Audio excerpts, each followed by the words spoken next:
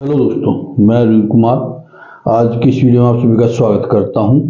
आज देख रहे हैं हम हिस्ट्री में मौर्य काल, किसे घटना चक्र से कुछ नोट्स, इंपॉर्टेंट फैक्ट्स जो घटना चक्र में दिए गए हैं, आज हम उनका अध्ययन करेंगे और देखेंगे क्या इंपॉर्टेंट है इसमें। सबसे पहले देखिए रुद्रदामन कब 130 से 150 ईस्वी का जूनागढ़ शिलालेख गुजरात में गिरनार पर्वत पर प्राप्त हुआ। जो रुद्रदामन का शिलालेख है वो कहां से प्राप्त हुआ? रुद्रदामन का शिलालेख गुजरात के गिरनार पर्वत से प्राप्त हुआ। किस लिपि में है? ब्राह्मी लिपि में उत्कीर्ण संस्कृत भाषा का यह अब तक प्राप्त हुए हैं संस्कृत अभिलेखों में सर्वाधिक प्राचीन है। देखिए यहां इंपॉर्टेंट हो जाता है, जो रुद्रदामन शिलालेख है वो हमें रुद्रदामन का जूनागढ़ शिला अभिलेख गुजरात के गिरनार पर्वत से प्राप्त हुआ है। यह ब्राह्मी लिपि में उत्कीर्ण है और अब तक प्राप्त सभी शिलालेखों में संस्कृत भाषा का सबसे प्राचीन शिलालेख है। ठीक है भाई, अब तक का प्राप्त जो संस्कृत के जितने भी अभिलेख प्राप्त हुए हैं उसमें सबसे प्राचीन माना गया है।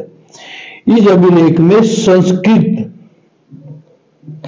काव्य शैली का प्राचीनतम नमूना प्राप्त हुआ है। वो नमूना प्राप्त हुआ है जिस नमूने में पहले प्राचीन लिखे गए थे। इनमें रुद्रदामन की वंशावली, विजयों, शासन और व्यक्तित्व का बहुत सुंदर वर्णन किया गया है।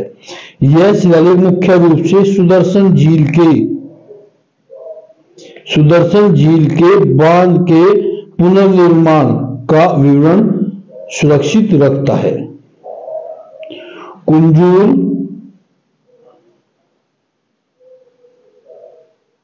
कुंजूर कडफिसेस 45 से 85 ईसा पूर्व लगभग भारत में सर्वप्रथम पश्चिमोत्तर प्रदेश पर अधिकार प्राप्त किया।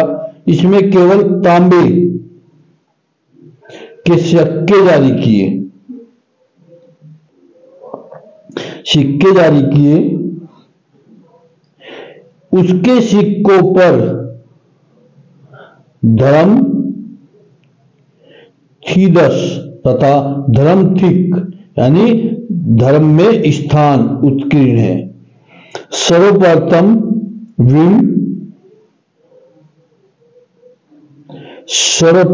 विम कडफिसेस के काल में ही भारत में कुषाण सत्ता स्थापित हुई।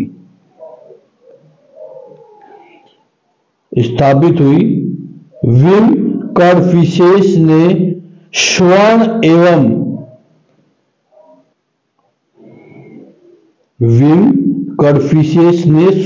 एवं तांबे के सिक्के चलाए थे। किसके? स्वर्ण एवं तांबे के। ठीक है भाई। इसके बाद शिव, त्रिशूल तथा नंदी की आकृति इसके सिक्कों पर मिलती है। किस की आकृति मिलती है? शिव, त्रिशूल और नंदी की। इसमें महेश्वर नामक उपाधि धारण की थी। महेश्वर नामक जो उपाधि धारण की थी। उत्तर पश्चिम भारत में स्वर्ण सिक्कों का प्रचलन इंडो ग्रीक राजाओं ने करवाया था।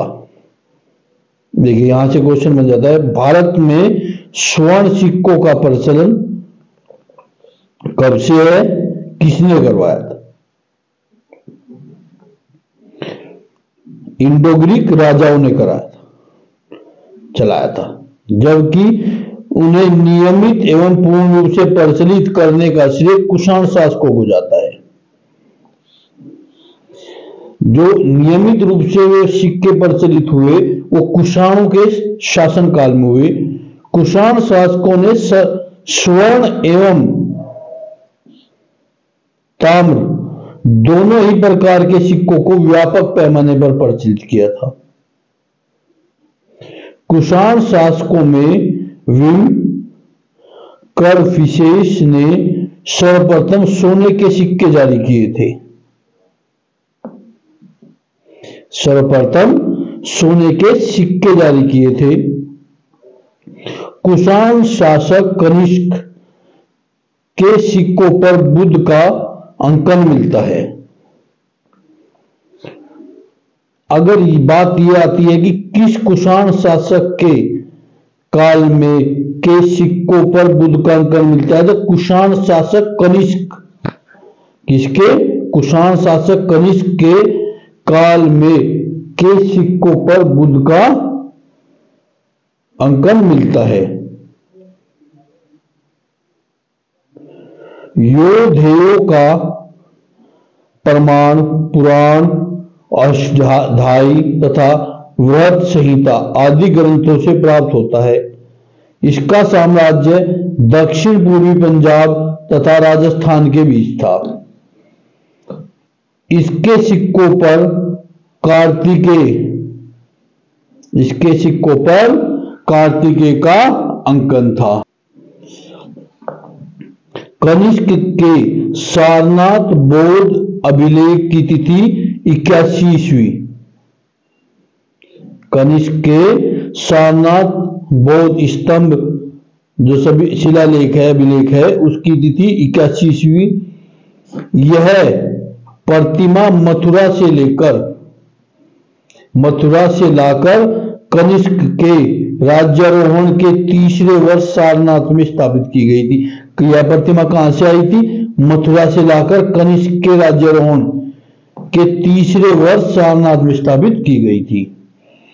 कनिष्क ने रब तक अभिलेख में 4 शहरों के नाम उल्लेख किए। कनिष्क के किस शिलालेख में 4 शहरों के नाम का उल्लेख है? रब तक अभिलेख में। यह साकेत, कौशांबी, पाटलिपुत्र और श्री चंपा।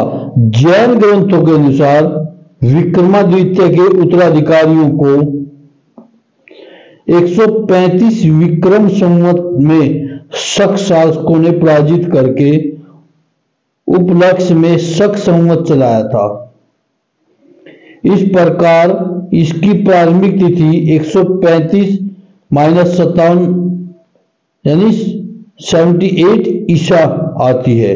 अधिकांश इतिहासकारों ने कुषाण शासक कनिष्क को प्रथम प्रवर्तक माना है। वर्तमान में तिथि एवं वर्ष के लिए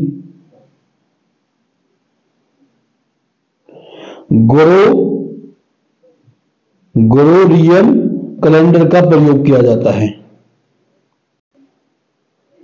जो वर्तमान तिथि या वर्ष हैं वो किस कैलेंडर के अनुसार है?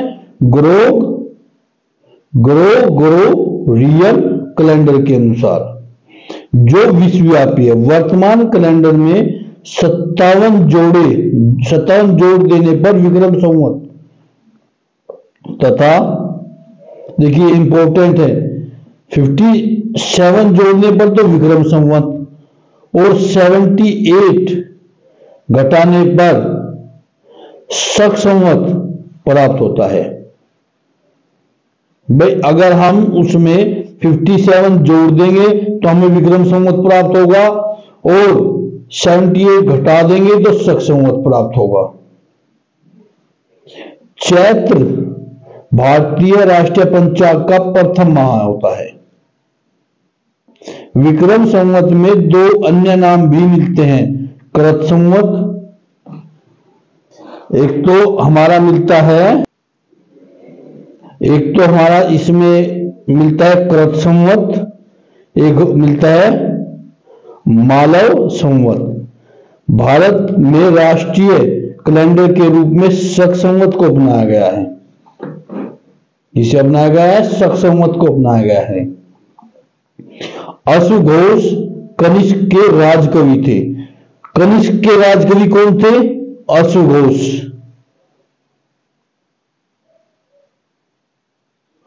शोधरानंद बुद्ध चरित्र तथा शरीपुत्र प्रकरण उनकी प्रमुख रचना है। शरीपुत्र प्रकरण उनकी प्रमुख रचना है। वसुमित्र भी कनिष्क के आश्रित विद्वान थे। उन्होंने चतुर्थ बौद्ध संगति की अध्यक्षता की थी। अब बात यहां आती है कि वसुमित्र भी कनिष्क के आश्रित विद्वान थे और चतुर्थ बौद्ध संगति की अध्यक्षता की थी। ठीक है भाई। तो चतुर्थ बौद्ध संगति किसके काल में हुई? चतुर्थ बौद्ध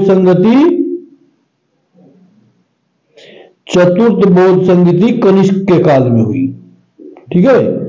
चतुर्थ बौद्ध संगति कनिष्क के काल में हुई और वसुमित्र ने उसकी अध्यक्षता की। अश्वघोष, नागार्जुन, पार्श्व तथा चरक, ये चारों कनिष्क के दरबार से संबंधित थे। पतंजलि ने पन्नी की अष्टाध्यायी पर महाभारत की रचना की थी। पन्नी की अष्टाध्यायी पर महाभारत की रचना की थी। पतंजलि ने पन्नी की अष्टाध्यायी पर महाभारत की रचना की थी। महर्षि पतंजलि शुंगकालीन विद्वान थे। उन्होंने ऐसे लोगों को शिष्य बनाया था जो बिना किसी अध्ययन के ही संस्कृत बोलते थे। कुषाण वंश के साम्राज्य की सीमाएं भारतीय उपमहाद्वीप के बाहर तक फैली थी। इस वंश का महान शासक कनिष्क था। इसकी सीमाएं उत्तर में चीन के फुरहान, कश्मीर से लेकर दक्षिण में विंध्याचल पर्वत, पश्चिम में अफगानिस्तान और पूर्व में पूर्वी उत्तर प्रदेश एवं बिहार तक विस्तृत थी। उत्तर प्रदेश एवं बिहार तक विस्तृत। पेरिप्लस ऑफ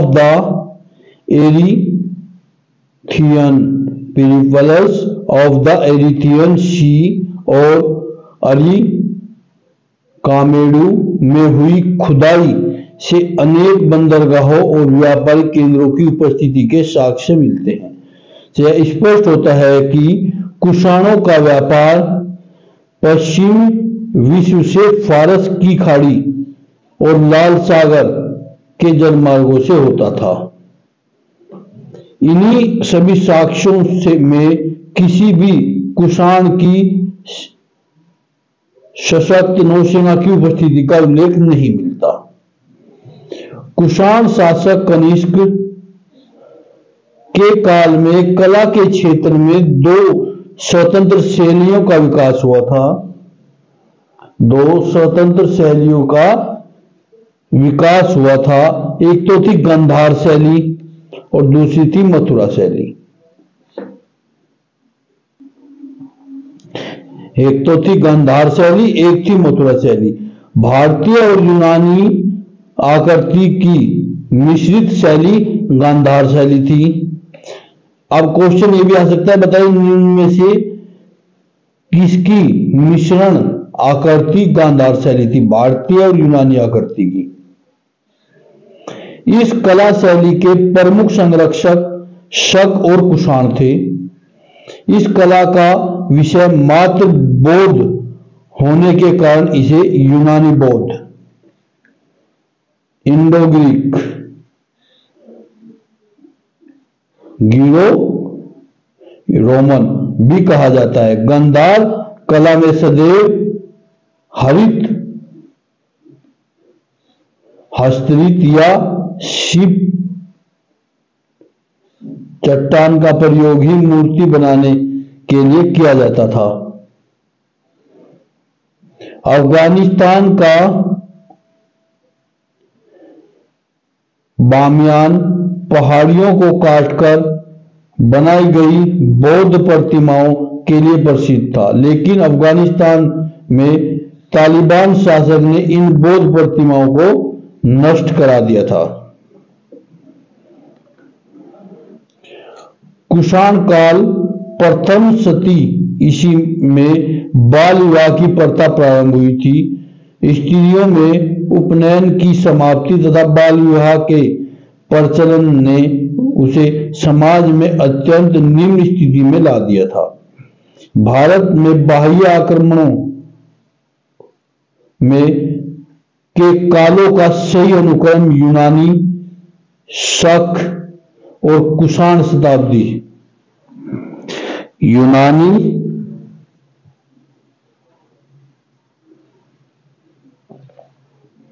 शक और कुषाण। ईरानी शासक डेरियस प्रथम, ईरानी शासक डेरियस प्रथम ने सर्वप्रथम भारत के कुछ भाग को अपने अधीन किया था। हेरोडोटस के अनुसार डेरियस प्रथम के साम्राज्य में संपूर्ण सिंधु घाटी का प्रदेश शामिल था तथा पूर्व की ओर इसका विस्तार राजपूताना के रेगिस्तान तक था। मिनाडर तथा उसके पुत्र स्ट्रैटो प्रथम के सिक्के मथुरा से मिले हैं। स्ट्रैटो सेकंड ने शीशे के सिक्के जारी किए थे। यह हिंदू यवन शासक का शासनकाल 25 ईसा पूर्व से 10 ईसा पूर्व तक माना जाता है। 25 ईसा पूर्व से 10 ईसा पूर्व तक माना जाता है। 184 ईसा पूर्व में पुष्यमित्र शुंग ने अंतिम मौर्य शासक वृद्धहस्त की हत्या करके शुंग वंश की स्थापना की। पुराणों के अनुसार पुष्यमित्र ने 36 वर्षों तक शासन किया। महर्षि पन्नी ने शुंग वंश को भारद्वाज गोत्र का ब्राह्मण बताया। अयोध्या लेख से प्राप्त होता है कि पुष्यमित्र ने 2 अश्वमेध यज्ञ किए थे। पतंजलि पुष्यमित्र शुंग के पुरोहित थे। शुंग वंश का 9वां शासक भागवत अथवा भागभद्र था। इसके शासनकाल में तक्षशिला में यवन नरेश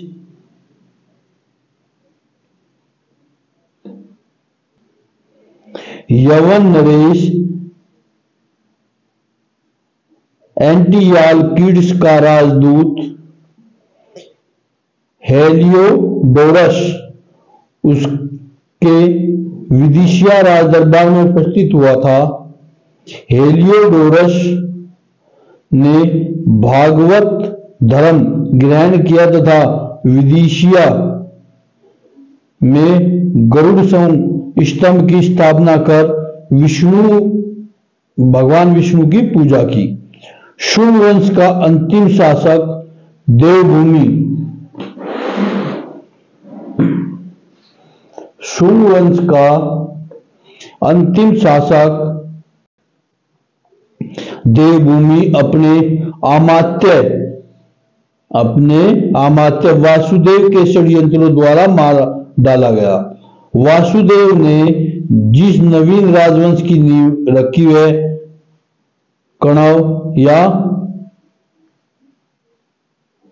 कण्वायान नाम से जाना जाता है। मौर्यों के बाद दक्षिण भारत में सबसे प्रभावशाली राज्य सातवाहनों का था। पुराणों में इस वंश की स्थापना सिंधक शिमुक या शिप्रक दिया गया।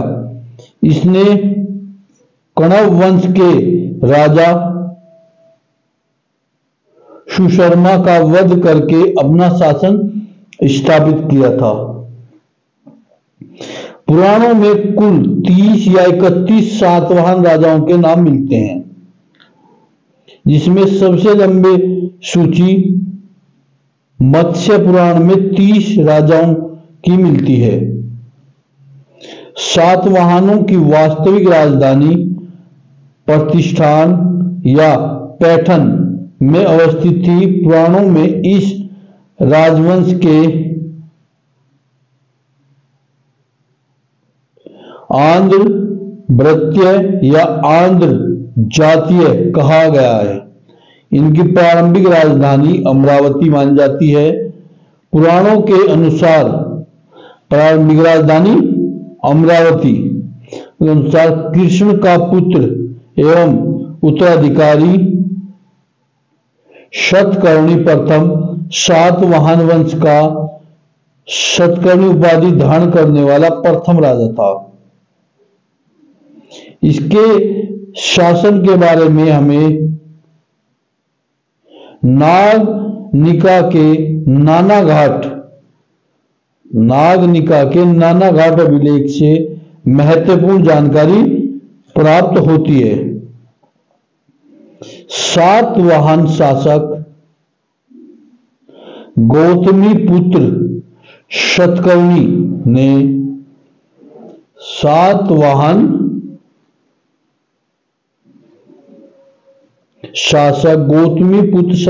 ने कहा था कि विच्छिन्न होते 4 वर्णों वाली व्यवस्था को फिर से स्थापित किया गया और वर्ण संकर यानी वर्णों और जातियों का सम्मिश्रण को रोका। इसी कारण इसे वर्ण व्यवस्था का संरक्षक कहा जाता है। वर्ण व्यवस्था का संरक्षक कहा जाता है। ठीक है भाई, वर्ण व्यवस्था का संरक्षक किसे कहा जाता है? गौतमी पुत्र शतकर्णी को। गौतमी पुत्र शतकर्णी को उनकी मां गौतमी बालश्री के नासिक अभिलेख में अद्वितीय ब्राह्मण यानी एक ब्राह्मण तथा वेदों का आश्रय कहा गया है तथा खतीय दप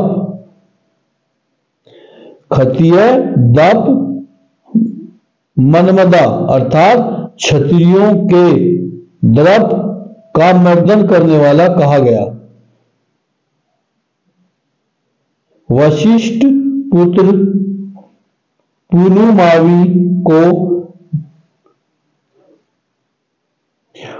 पुलुमावी को दक्षिणा पथेश्वर कहा गया। 2 पतवारों वाले जहाज का चित्र उसके कुछ सिक्कों पर बना हुआ है। इस वंश का अंतिम शक्तिशाली शासक यज्ञश्री शतकर्णी था। कलिंग के चेदी वंश का संस्थापक महामेघवान था। कलिंग का चेदी वंशीय शासक खारवेल प्राचीन भारतीय इतिहास के महान सम्राटों में से एक था। उड़ीसा प्रांत के भुवनेश्वर में 3 मील दूर तक स्थित उदयगिरी पहाड़ी की हाथी गुफा, उड़ीसा प्रांत के भुवनेश्वर में से 3 मील की दूरी पर स्थित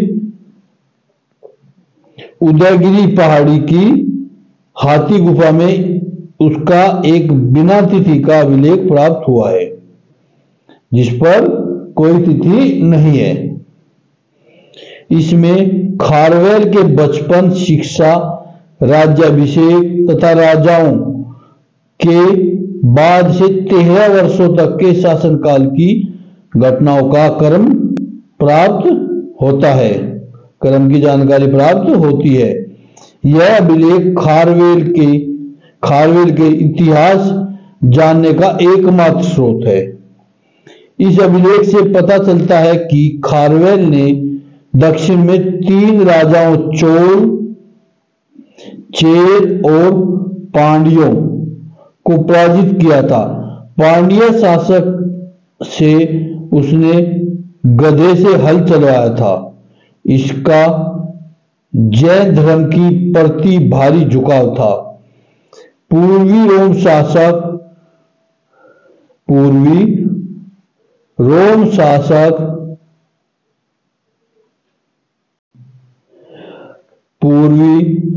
शासक जस्टिनियन ने सर्वप्रसिद्ध उसके न्याय संबंधी सुधारों से मिले। जस्टिनियन रोम कानूनों के संपूर्ण संशोधन के लिए उत्तरदायी था। ठीक है भाई, जो फैक्ट्स थे मौर्य काल के वो तो ये थे, जो इंपॉर्टेंट फैक्ट्स हैं वो तो ये हैं। अगली क्लास में हम देखेंगे वो क्वेश्चन आंसर जो यहां से पूछे गए हैं।